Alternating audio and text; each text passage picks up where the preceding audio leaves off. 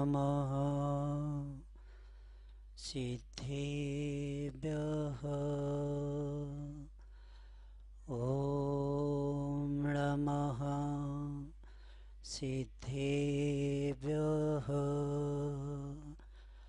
ॐ नमः सिद्धेभ्यः नीरनिधि से धीर हो वीर बने गंभीर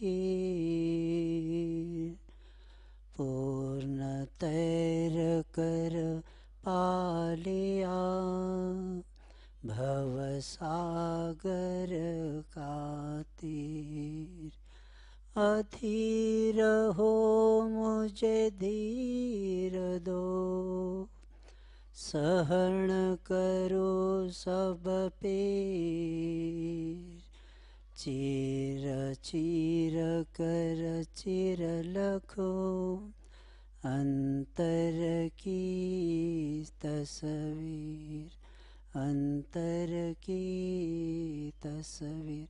देवादिदेव श्री महावीर भगवान की, आचार्य गुरुवर श्री विद्यासागर जी महाराज की।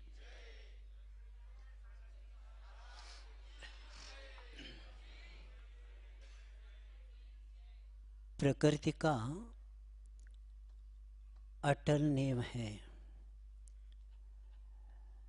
जो जन्म लेता है वह नियम से मृत्यु को प्राप्त होता है। यह संसारी प्राणी कर्म से प्रेरित होते हुए चतुर्गति में 84 लाख योनि को पार करते करते अनंत काल निकल गया। जब गाय बछड़े को जन्म देती है तो उस बछड़े को अंतिम मरने तक बैल या गाय रहना पड़ता है। न शेर बन पाता, न खरगोश बन पाता। पक्षी बच्चे को जन्म देते हैं लेकिन अंतिम समय तक उनको पक्षी रहना पड़ता है, न और कोई पशु बन पाते हैं, क्योंकि मरते दम तक वैसे रहना पड़ता है। लेकिन एक मनुष्य गति ऐसी जंक्शन है कि नर से नारायण भी बन सकता है और नर से नारकी भी बन सकता है। यह अपने संस्कार के ऊपर विकास और विनाश चलता रहता है। पुरुषार्थ करने वाला व्यक्ति प्रत्येक समय लक्ष्य को सामने रखता है, क्योंकि हमारे भगवंतों ने जैन धर्म में क्या दिया? पुरुषार्थ शब्द दिया। पतित से पतित आत्मा भी पावन बन सकती है और इसीलिए प्रत्येक व्यक्ति जब उस धर्म के मर्म को समझ लेता है तब कार्य होता है। धर्म धर्म सब कहे, धर्म न जाने कोई, और धर्म मर्म जाने बिना धर्म कहाँ से हो। तो धर्म का मर्म हमें ज्ञात करके लेना बहुत जरूरी है। और संसार में दुर्लभ अगर सबसे चीज है वो है धर्म। और हम इतने सौभाग्यवान हैं कि केवली पन्नतम धम्मम शरणम पवज्जामि, केवली प्रणीत धर्म हमें मिला है। और इस धर्म को जिन जिन महान पुरुषों ने अपने जीवन में उतारा, उसका आचरण किया, और उन लोगों ने अंतिम लक्ष्य को प्राप्त हुआ किए। लेकिन हम लोगों को अभी भी थोड़ी शंका है। शंका का समाधान करते करते बहुत समय निकल गया, लेकिन यह भव मृत्यु के ओर जा रहा है। बुढ़ापा हमारी शक्ति क्षीण करती जा रही है और अभी भी उसको नहीं समझ पा रहे। और इसीलिए कहा जाता है कि जब तक निशंकित अंग का पालन नहीं होता तब तक धर्म प्रारंभ नहीं होता। जैसे 16 करण भावना में दर्शन विशुद्धि भावना का बहुत महत्वपूर्ण महत्व है, उसी तरह धर्म के मर्म को समझने वालों के लिए श्रद्धा का स्थान बनाने के लिए अगर पहला अंग कोई है तो निशंकित अंग है। इसलिए आचार्य संबंधभद्र महाराज कहते कि इदमेव दृश्यमेव तत्व नान्यच्च चान्यता इति कंपाय सांभाव सन्मार्गे संशया रुचि। आचार्य कहते कि एक बार परीक्षा करो और परीक्षा करने के बाद पुनः उसमें शंका नहीं करना। कभी भी इच्छा हो जाए, अगर हमें भी अभी भी शंका है तो अभी भी आप क्या कर सकते, परीक्षा कर सकते। और परीक्षा किए बिना धर्म प्रारंभ नहीं करना चाहिए। दूसरों ने बताया, जैसे आचार्य आप्तमीमांसा में संबंधबद्ध आचार्य कहते हैं कि समूह शरण में जाने के बाद भी भगवान की परीक्षा करते हैं और कहते कि भगवान मैं आपके पास आया, आप प्रसन्न मत होना।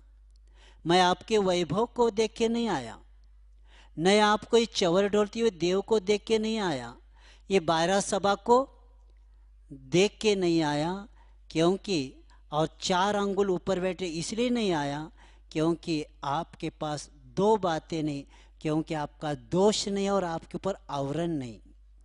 और इसी के कारण उस वीतरागता से प्रभावित वे थे। और जब तक हम वीतरागता से प्रभावित नहीं होते तब तक धर्म हमारा प्रारंभ नहीं होता। और इसलिए संबंधबद्ध आचार्य कहते कि धर्म श्रद्धानम परमार्थानाम, हमें श्रद्धा का स्थान परमार्थभूत देव के साथ होना चाहिए, परमार्थभूत गुरु होना चाहिए और परमार्थभूत शास्त्र होना चाहिए, तब जाकर हमारा धर्म प्रारंभ होता है। और ये धर्म प्रारंभ होने के बाद, इसलिए संबंधबद्ध महाराज जी ने मार्ग की पहला चर्चा नहीं किया। तत्वा सूत्र में जब हम पढ़ते हैं कि सम्यक दर्शन ज्ञान चारित्र मोक्ष मार्ग कहा, और वही श्रद्धानम परमार्थानम उसके पहला एक आता है कि सम्यक दर्शन ज्ञान चारित्र को धर्म कहा।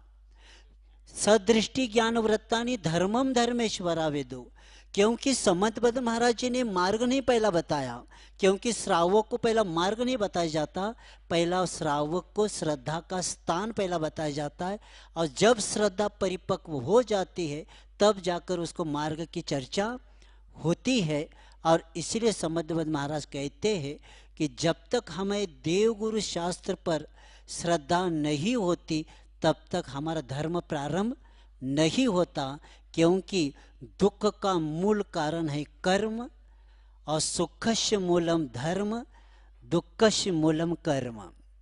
दुख का मूल कर्म है और सुख का मूल धर्म है।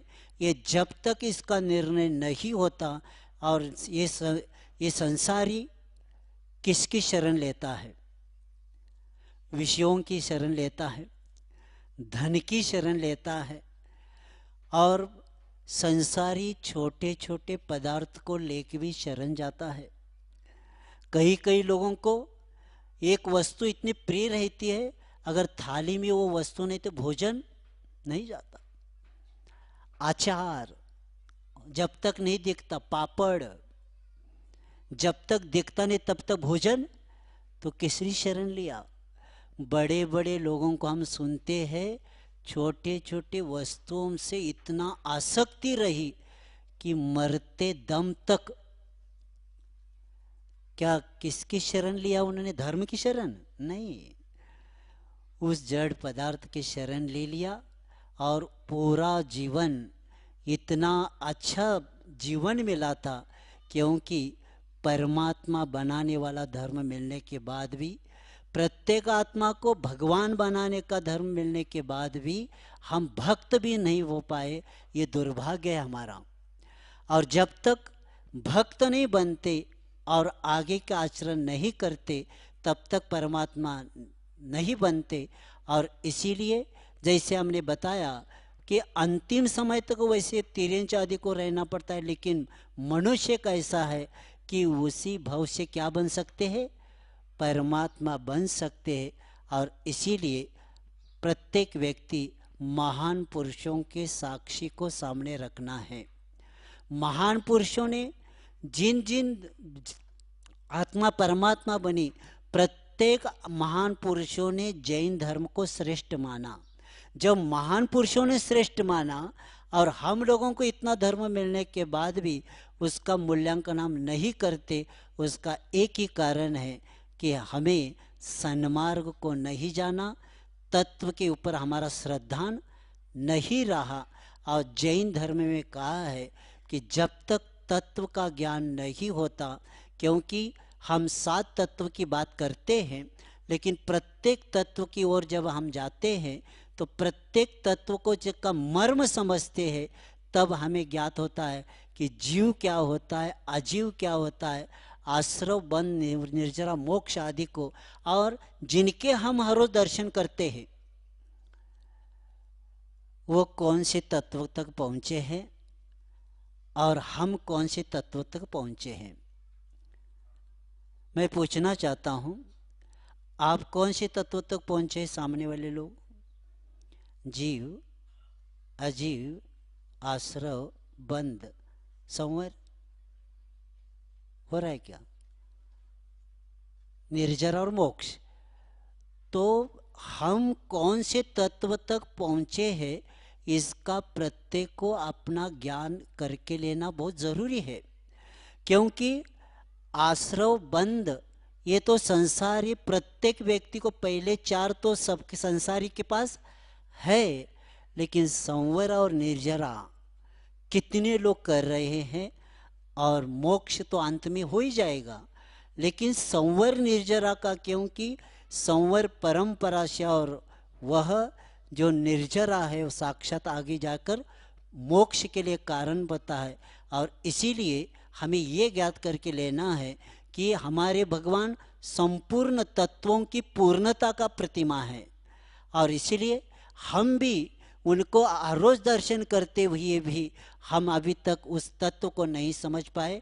और 7 तत्व को समझने वाला व्यक्ति, ये 7 तत्व ऐसे रसायन है कि पतित से पतित आत्मा को क्या बना देते हैं? शुद्ध बना देते। आत्मा की शुद्धि का अगर फार्मूला कई जैन दर्शन में है और वह 7 तत्व के द्वारा मिलता है।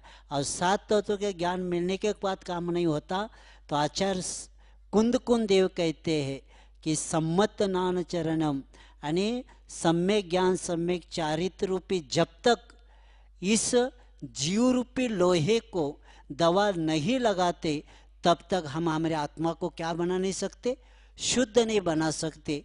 अगर संसार में आत्मा को शुद्ध बनाने वाला रसायन कोई है, वह रत्नत्र ही परम औषधि है। और यही हमारा लक्ष्य होना चाहिए कि अंतिम समय के पहले हम भी उसको प्राप्त करें। और ये लक्ष्य अगर चलेंगे, और तत्व यही है, ऐसा ही है, अन्य प्रकार का हो नहीं सकता, इतनी जब हमारी दृढ़ श्रद्धा बन जाती है, तब हमारा धर्म प्रारंभ होता है। और इसीलिए समद्भद्राचार्य कहते हैं कि जो सम्यक दृष्टि होता है, तो निशंकित अंग का पालन करते हुए स्वाध्याय करते समय कहीं बातें ऐसी आती है कि उसमें हमें शंका होने की संभावना होती है। तो आचार्य कहते हैं जो दूरवर्ती होता है, जो अंतरित होता है, जब हमें उसका ज्ञान नहीं हो पाता, लेकिन ये भगवान की वाणी है, इसको स्वीकारते हुए, क्योंकि सम्यक दृष्टि अंधश्रद्धालु नहीं होता, कि सम्यक दृष्टि वे सम्यक दृष्टि यह जानता है कि ये भगवान की वाणी है और भगवान की वाणी पर कभी शंका नहीं करता। और ये जब तक हमारे पास निशंकितांग प्राप्त नहीं होता तब तक हमारा धर्म प्रारंभ नहीं होता। और ऐसे पुराणों में हम कहानियाँ पढ़ते हैं और हम लोगों के लिए, सामान्य व्यक्ति के लिए समझाया जाता है कि दृष्टांत के द्वारा कि कौन सा व्यक्ति कहाँ तक पहुँच सकता है। एक उदाहरण आपके सामने रख रहा हूँ। हर रोज की तरह आज भी सामने खड़ा है और वह कह रहा है कि आप जो कहेंगे मैं करूँगा। तो वह व्यक्ति कहती है,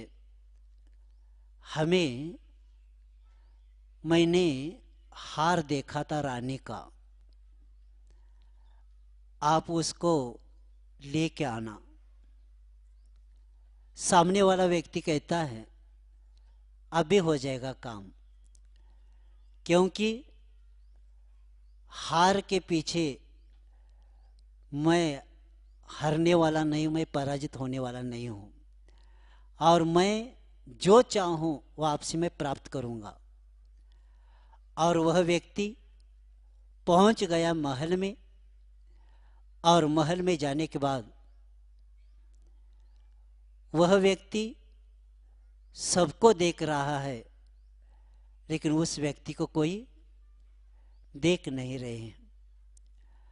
जब महल में उस कक्ष में पहुंच गया और वहां देखा कि जिस वस्तु के लिए मैं आया था उसको निकाल के रखा था, उसको उठाया।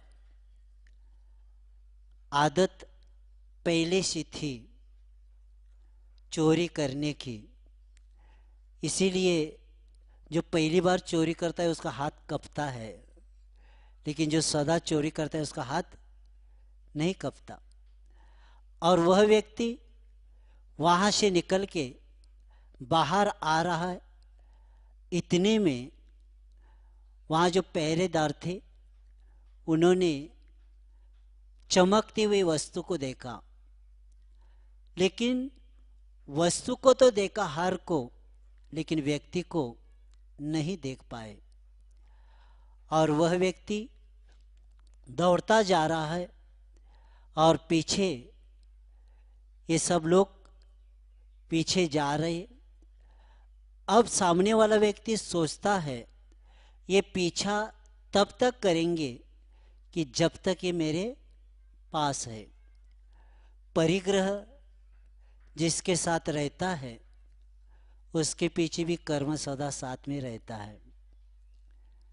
कई लोगों की मान्यता है कि हम परिग्रह बैंक में हमारे नाम पर है, हमारे उसके प्रति क्या नहीं, आसक्ति नहीं है। लेकिन याद रखना साइन आपकी रहती है उसकी। और पद्मनदी पंचशती में कहा है कि परिग्रह आप उपयोग में नहीं लेते तो भी आपके नाम पर है, तो आपका कर्म का बंध होता ही रहेगा।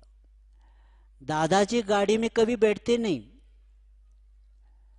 नाती गाड़ी या लड़का गाड़ी घुमाता रहता है, लेकिन नाम किस पर है उसका, दादाजी। कर्मबंध किसका होगा, दादा को होगा।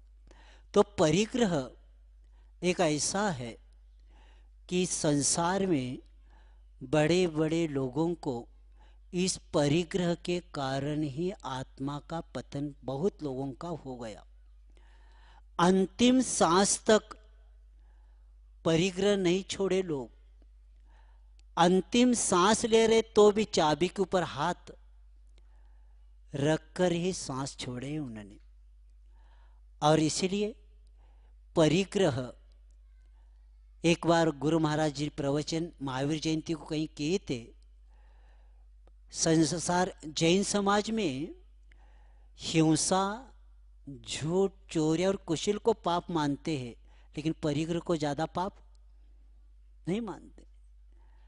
इतना परिग्रह रखते हैं, सालों सालों कितनी पीढ़ी खाते भी जाए तो भी खाता कम नहीं होता। तो ऐसे परिग्रह को उनको समझ लिया उन्होंने, और उन्होंने उस हार को फेंक दिया।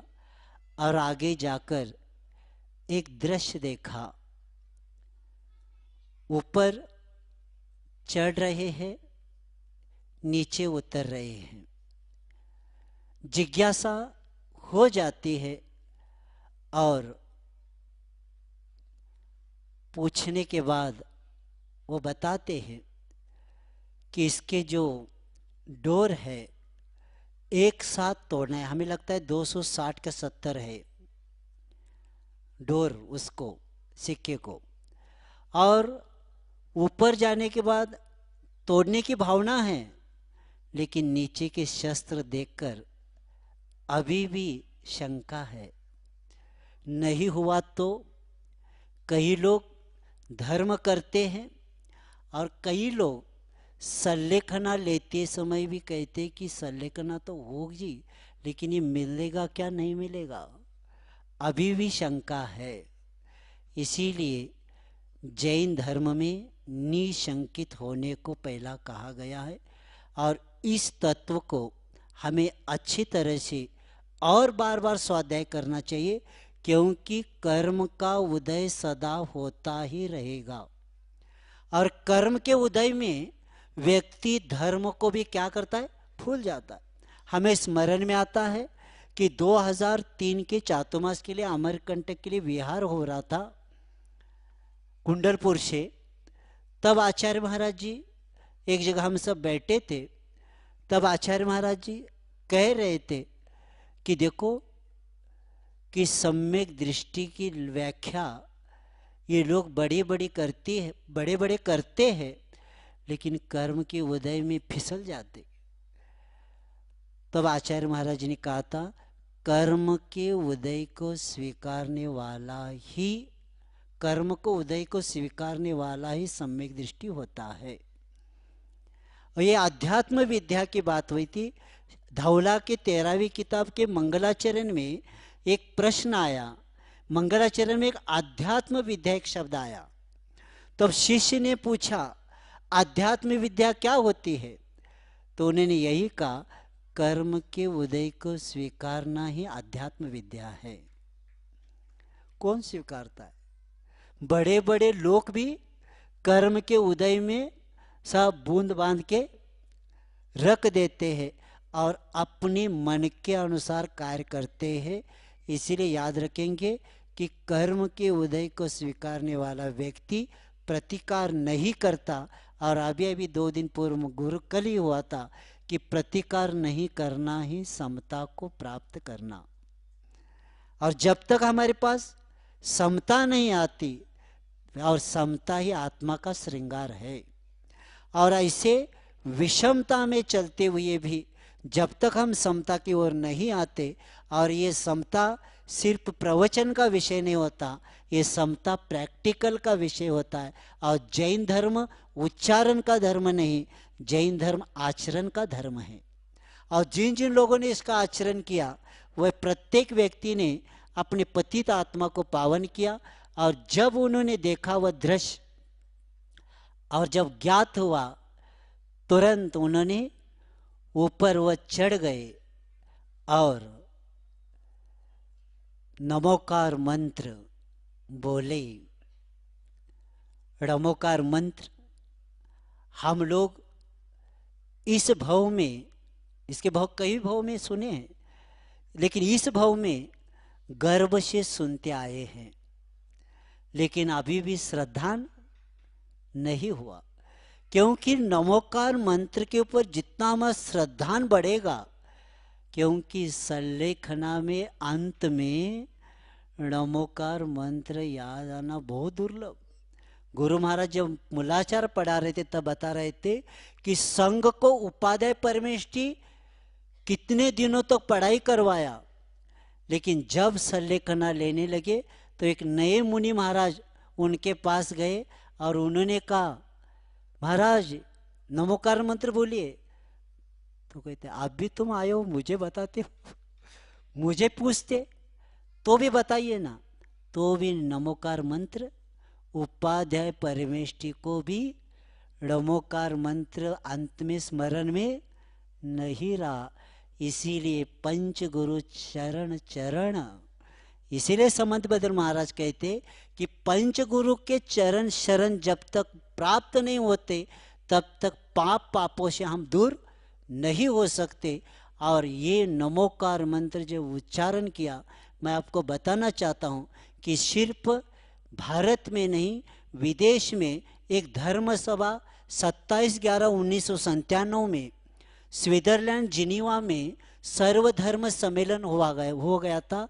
और उस सम्मेलन में उन्होंने ये कहा कि गायत्री मंत्र, जितने संसार में प्रत्येक धर्म के मंत्र आए थे, लेकिन सबसे संसार में श्रेष्ठ मंत्र अगर कोई है तो नमोकार मंत्र की मान्यता प्राप्त हुई। और उसका कारण उन्होंने ये बताया कि यहाँ किसी व्यक्ति की वंदना नहीं, प्रत्येक गुणों की वंदना है। और बाकी के मंत्र किसी व्यक्ति पर प्रभाव डालते होंगे, लेकिन नमोकार मंत्र हमारे प्रकृति को भी हम ठीक करने के लिए, जब हम सामुदायिक उसका उच्चारण करेंगे तो प्रकृति को भी क्या कर सकते, हम ठीक कर सकते। इतना ये 35 अक्षर में इतना प्रभाव है।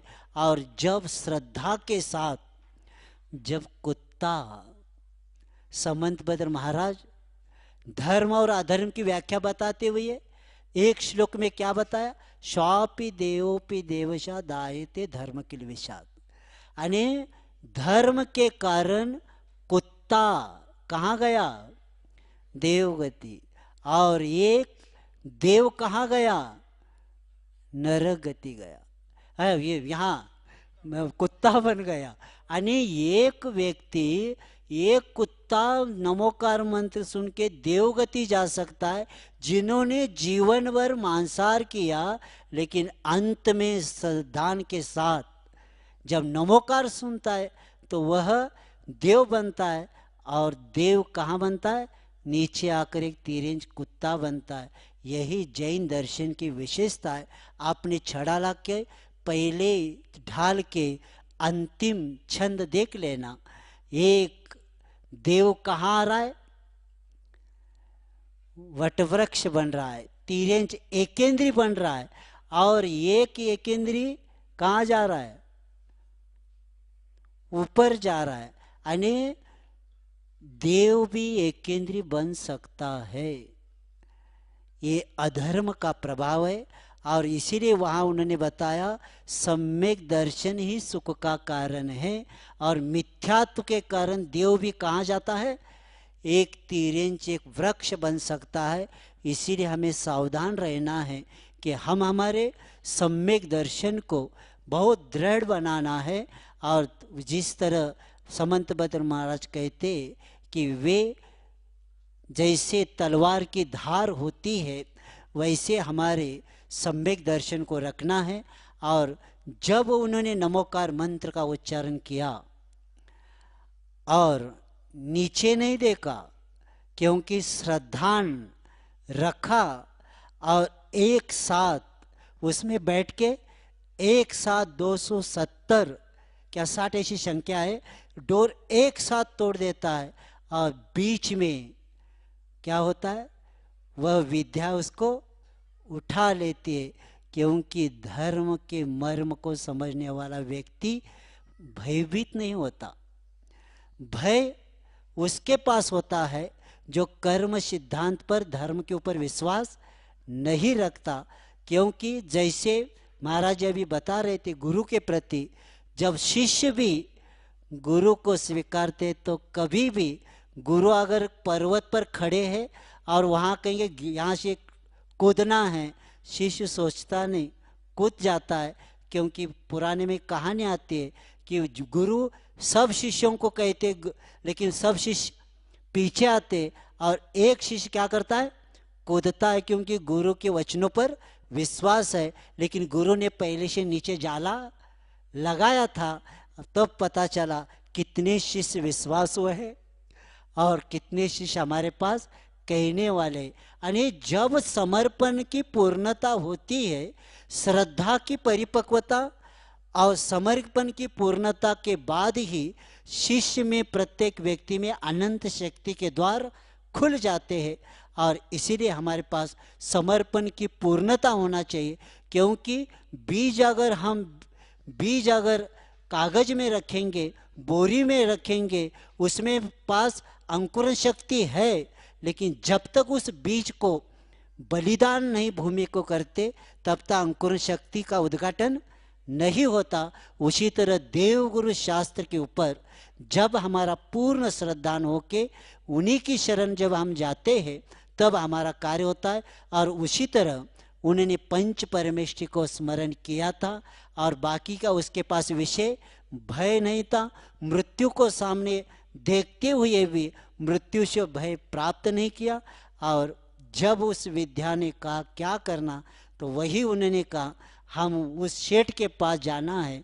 और जो अकृत्रिम चैतालय की वंदना कर रहे थे, और वहाँ जाकर देखा कि शेठ जी क्या कर रहे थे, पूजन चल रहा था।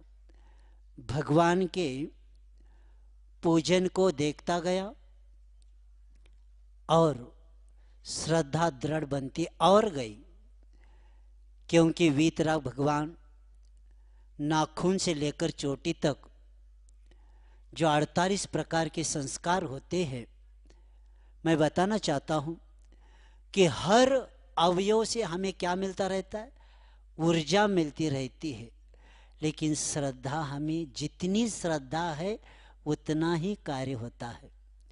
इसलिए अष्ट सहस्त्री में आचार्य समदवंत महाराज एक उदाहरण बताते, दुकान में जितना पैसा आप देंगे उतना ही माल मिलेगा। उसी तरह जितने आपके भाव है उतना ही धर्म रहेगा और उतनी ही अंतःकरण में निर्मलता आएगी। और अंतःकरण की निर्मलता को ही धर्म कहते हैं। और ऐसे देखते गए और सामने जब शेठ जी को अपना परिचय दिया और इतने में चारण रिद्धिधारी मुनि महाराज वहाँ पहुँच गए। पुण्य का उदय कहाँ किसका क्या होता है कह नहीं सकते। जिनसेन महाराज आदि पुराण में एक उदाहरण बताते, एक मिथ्या दृष्टि जीव को सम्यक दृष्टि बनाने के लिए दोनों चारण रुद्र महाराज पहुंचे थे भोग में से। क्यों पहुंच गए?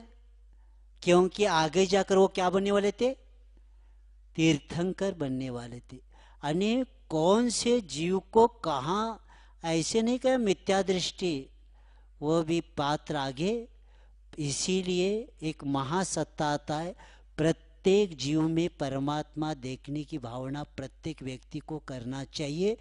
जब वह आत्मा कि प्रत्येक जीव की कल्याण की भावना भाते, अभव्य के भी कल्याण की जब भावना भाते, तब तीर्थंकर प्रकृति का बंद होता। ऐसा नहीं कहा कि भव्य का कल्याण हो, ऐसा नहीं कहा। प्राणी मात्र की कल्याण की भावना भाने वाला वह जीव तीर्थंकर प्रकृति का बंद कर सकता है। इसीलिए हमें भी प्रत्येक जीव की कल्याण की भावना करना है और उनके भावना में अपना कल्याण हो ही जाएगा। जैसे किसान समय पर वृष्टि हुआ करे, ऐसा नहीं कहता कि मेरे खेत पर पड़े। अगर मेरे खेत पर आ जाए कहेगा तो खेत पर नहीं गिरेगा। क्या कहना पड़ेगा, सबके खेती पर वर्षा हो जाए तो उस बार हमारा खेत आ ही जाएगा। उसी तरह प्रत्येक प्राणी मात्रा की भावना भाने वाले जब वे मुनिराज वहाँ पहुँच जाते और उपदेश देने के बाद जीव को थोड़ा सा निमित्त मिलते ही कहाँ से कहाँ तक व्यक्ति पहुँच सकता है। और ये जैन दर्शन ही सब बता सकता है। इसलिए भक्तामर में आचार्य कहते हैं, भगवान आपके जैसा समोश्वर मैंने कहीं नहीं देखा, आप जैसे दिव्य ध्वनि हमने कहीं नहीं सुनी। क्योंकि आपका ज्ञान 3 लोक को जानने वाला है। केवल ज्ञान है वो, इसलिए सामान्य व्यक्ति बोलता है उसे प्रभावित नहीं होना। केवल का ज्ञान नहीं होना चाहिए, केवल ज्ञान होना चाहिए। केवल केवल सो रहे क्या? केवल का ज्ञान नहीं, केवल ज्ञानी का ज्ञान हमें मिला है, और इसीलिए केवली प्रणीत जो धर्म हमें मिला है, और वह हमें संसार में भटकने के लिए नहीं, संसार से पार होने के लिए। और जब उनको उपदेश मिल जाता है, और मिलने के बाद वे कौन? अंजन चोर। एक चोर भी एक बार श्रद्धा रखकर क्या बन सकते? जिन्होंने अंजन लगाया था और सबको घुमाते रहे, लेकिन जब वो गुरु का उपदेश मिल गया तो वही अंजन चोर क्या बन गए? निरंजन बन गए, और कैलाश पर्वत पर तपस्या करके मोक्ष को प्राप्त किया उसी भव में। तो ऐसा ये जिन धर्म हमें मिला है। और आचार्य महाराज भी मैं संग में 17 साल के बाद आया हूँ, लेकिन एक प्रवचन का मुझे स्मरण में आता है कि कई भवों के पुण्य को बेचने के बाद जैन धर्म मिला है। समय कम है, जाना दूर है, कैसे जाना ये आपको अभी जानकर रहना पड़ेगा। दिन डूबने को है, कब दिन डूब जाएगा पता नहीं, इसीलिए सावध हो जाइए। और हमारे तीर्थंकरों ने जो हमें धर्म बताया, वो धर्म तीर्थंकरों ने निर्माण नहीं किया, उस धर्म के द्वारा हमारे तीर्थंकर बन गए, और उन्होंने हमें ये धर्म बताया। ये धर्म बताए इसलिए हम यहाँ बैठे हैं। अगर जैसे पहले ऋषभदेव, अगर उनका आहार नहीं होता, उनके आगे की दिव्य धनी नहीं होती, तो हम कहाँ बाकी के तीर्थंकर को देख सकते थे। और वे महावीर भगवान जिनका दिव्य ध्वनि रुकी थी, अगर वह दिव्य ध्वनि नहीं होती तो हम कहाँ संसार में भटक जाते क्या पता। तो भी जितना भी हमें ज्ञान मिला है, हमें विश्वास है उसी में हमारा कल्याण हो जाएगा। ज़्यादा ज्ञान की जरूरत नहीं पड़ती, क्योंकि आचार्य महाराज कह रहे थे वर्तमान में प्रवचन करने वाले, ज़्यादा स्वाध्याय करने वाले को ज्ञानी माना जाता है। तो अमरकंटक के जाते समय आचार्य महाराज ने एक शब्द बताए थे, मैं ज्ञानी उसको कहता हूँ कि जिसको राग द्वेष का निमित्त मिलने के बाद भी राग द्वेष नहीं करता, और उस राग द्वेष को कम करने के लिए जितना ज्ञान का उपयोग करके लेता है उतना ज्ञान उसका है, बाकी का प्रवचन का विषय है। तो इसीलिए प्रतिकूलता को अनुकूलता बनाना ही साधना है। राग द्वेष को जितना हम कम करें उतने हम ज्ञानी माने जाएंगे, और इसीलिए उस ज्ञान को हम हमारे जीवन में उतारना है। हम भी अभ्यास कर रहे, आप भी सब करें, और हमें भी वह अंतिम जैन दर्शन का जो लक्ष्य है प्रत्येक जीव का सिद्ध बनना, आप भी बने। इसी भावना के साथ अहिंसा परमो धर्म की